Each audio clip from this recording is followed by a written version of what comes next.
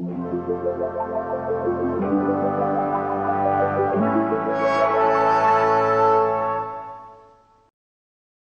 the summer of Phoenix.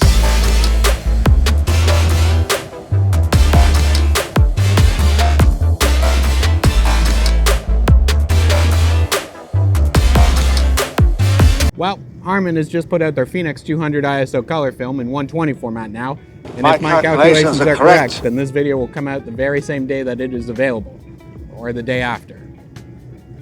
They told me September 5th in the email. A couple of months ago, Harman actually sent me a few rolls of Phoenix in 120 to shoot before its release, and I did, so let's fucking go! They also sent me some Summer of Phoenix stickers. Back in the winter, Harman released Phoenix, a 200 ISO color film that they were producing entirely themselves, which was a big deal because Harman doesn't make color film, and it's a big endeavor. It's very contrasty, the highlights have a lot of bloom and haloing to them, and I felt that ultimately you got the best results if you were able to scan it yourself over having a lab scanner do it, largely because the negatives look like this. So far I have shot 4 rolls of Phoenix 120. Most of which I shot in this Bronica 645 camera here, but I shot one roll at the end, my most recent roll, in this Mamiya C33 6x6 TLR camera here. Roll it.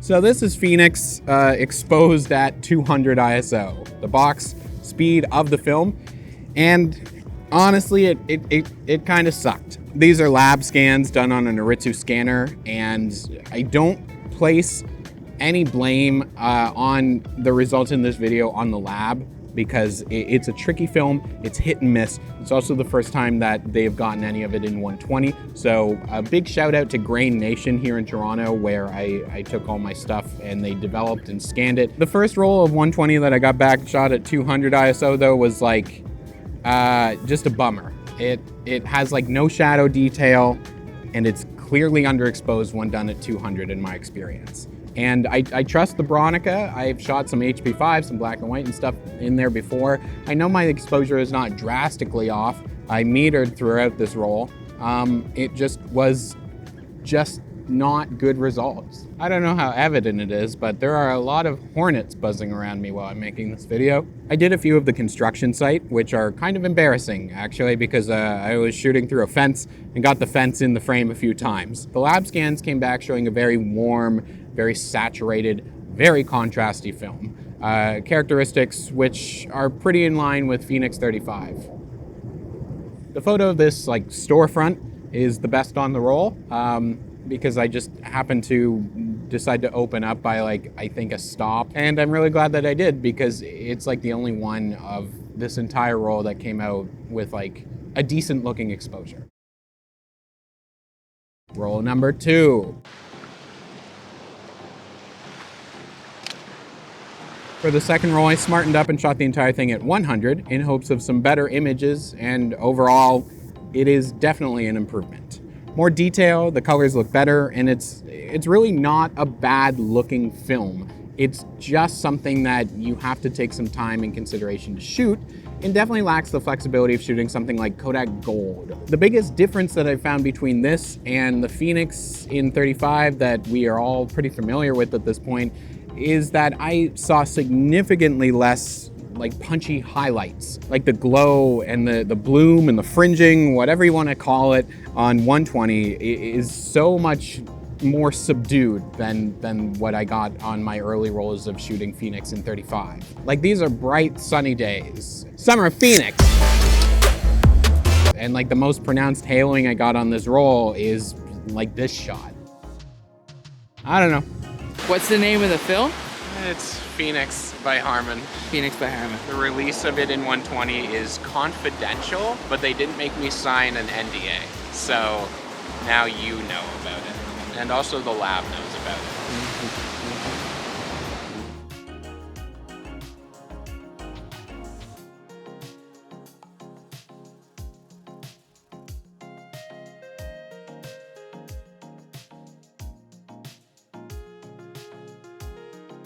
Roll number 3. For this roll, I went even further and exposed the entire roll at 50 ISO in the Bronica. At least I swear I did. It doesn't look drastically different from the roll I shot at 100, but I swear I exposed this at 50. All right, I'll shoot this roll maybe at 50. I think 50 seems like a good idea. 50 is good. Yeah. I'll meter. Yeah. Giving it more and more light, it seems, you do finally start to hit that kind of fringing, haloing in the highlights. That's really the biggest difference that I saw in this roll that I didn't see on the first 2 rolls.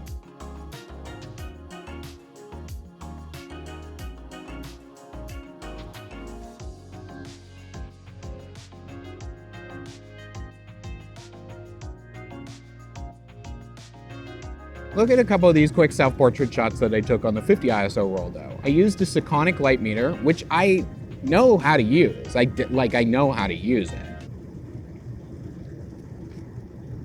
I know how to light meter. And I metered on my face, and this should be like 2 stops overexposed from the box speed.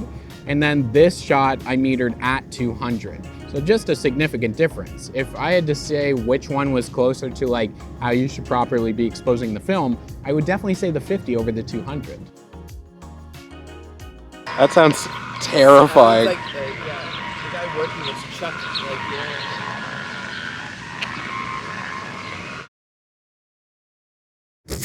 Yeah, get out of here.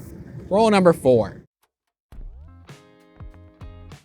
I shot this roll in this gorgeous Mamiya C33 TLR, which has this 180mm lens on it. And I shot some photos of my friend Robin, who was kind enough to bear with me as I used this camera for the first time.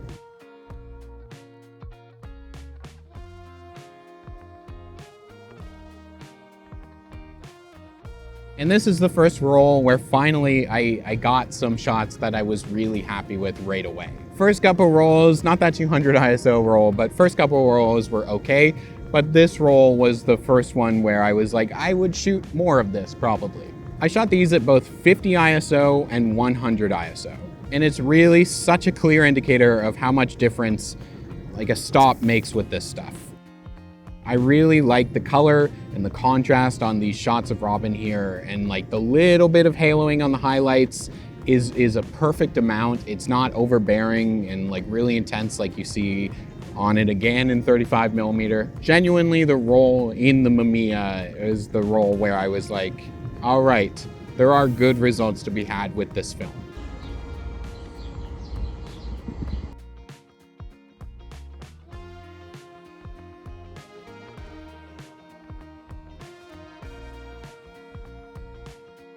I wonder if this camera works. This is the first picture I've taken with it. Wow. Yeah. Here's the thing. Harman has said that Phoenix is kind of like a work in progress, and it's a film that they will continue to work on and tweak and try to improve over time. So maybe even comparing the 120 version of Phoenix against like 35 Phoenix is not really like the most accurate thing to do. Or even like comparing like Phoenix that you shoot now to like Phoenix that you shot at like the beginning of year. I don't know, but it is something that is going to hopefully improve and change and evolve over time. They also said around the time of launching this stuff originally that it is technically closer to like a 100 ISO film, which I believe, especially after shooting it in 200 for 120. But it is probably more appealing to market a 200 ISO film, especially for like casual hobbyist shooters, over marketing like a 100 ISO film, and definitely like a 50 ISO film. Just like with Phoenix 35 though, there is a lot to be gained from possibly scanning this film yourself over lab scanners. Lab scanners have a bit of a tough time handling this stuff, and it's up to the film lab people to make more adjustments to get the film to give decent results. And quality of work, of course, varies from lab to lab. I rephotographed these frames myself using my Lumix GH5, not a particularly top-of-the-line camera, using an old 50mm Canon FD macro lens, which is not a particularly top-of-the-line lens. And I put them through the Negative Lab Pro plugin in Lightroom. Overall, there's a lot more detail in the shadows to be gained from scanning the film yourself with a camera scanning setup.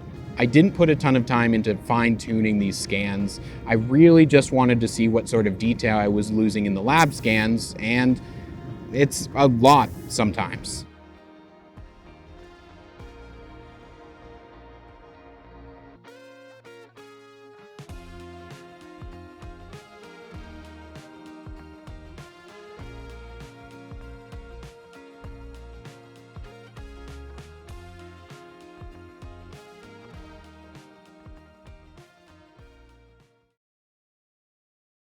So that's my summer of Phoenix. A pretty mixed bag, honestly, which it kind of describes my entire summer overall. I did not get to the beach nearly as much as I wanted to.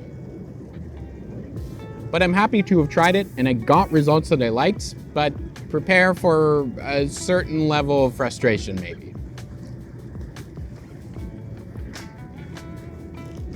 If you don't like Phoenix in 35, you might like it in 120. I mean, a lot of the characteristics are the same. Lab scans are weird.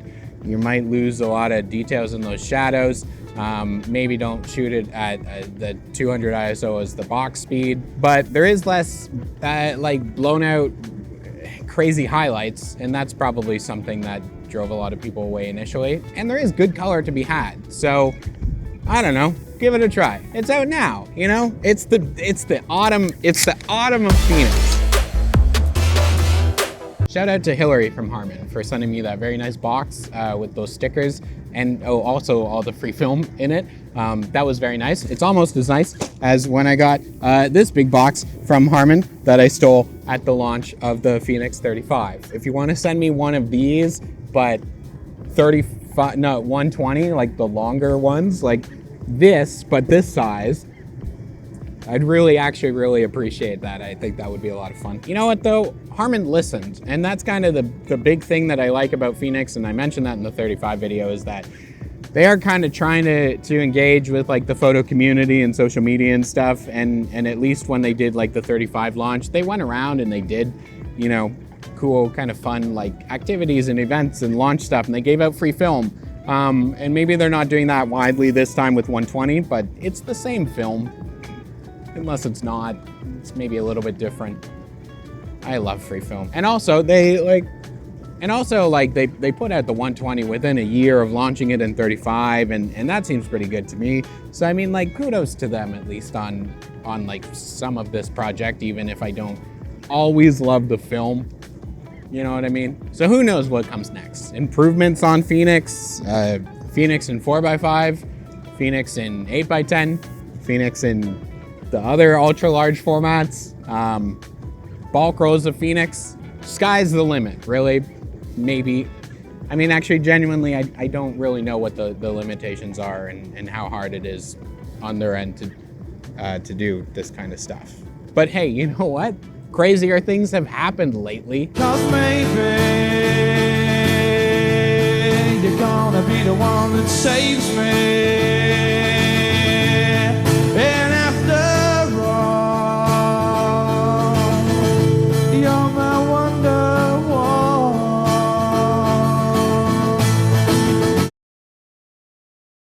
Thank you so much for checking this out. Phoenix is probably available at the time that I've uploaded this video. I think they've been teasing it on their Instagram all week. Thank you again to Harman for sending me stuff. Speaking of free stuff, actually I got some mail recently. Someone here in Canada, he wrote me a very beautifully written, like in cursive, handwritten note. This is old Fujicolor Super G. He also sent me some like half-frame slides that they shot themselves. Some Amber T800, which is like almost like Sinisto stuff, but it's just another, like other people who are taking their rimshot off motion picture film stuff. A little bit of cyanotype chemistry to do cyanotypes, which I haven't done on the channel, but would be such a perfect video. And also some cyanotype stuff that they made, like schematic, kind of like film schematic-y looking things. This is such a sweet, kind of cool little box of different things. Thank you so much for that. There is information down below for ways that you can support the channel, Patreon, a little bit of merch, and affiliate links, and also a PO box address if you're interested in sending stuff, or just watch the videos and have some fun. So I hope everybody's having a killer summer. whether he shot Phoenix or not. And I'll see you soon.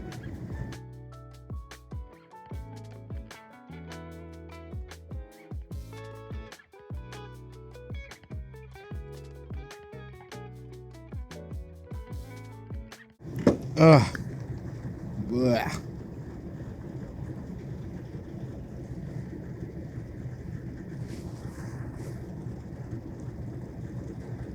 I gotta go take a nap.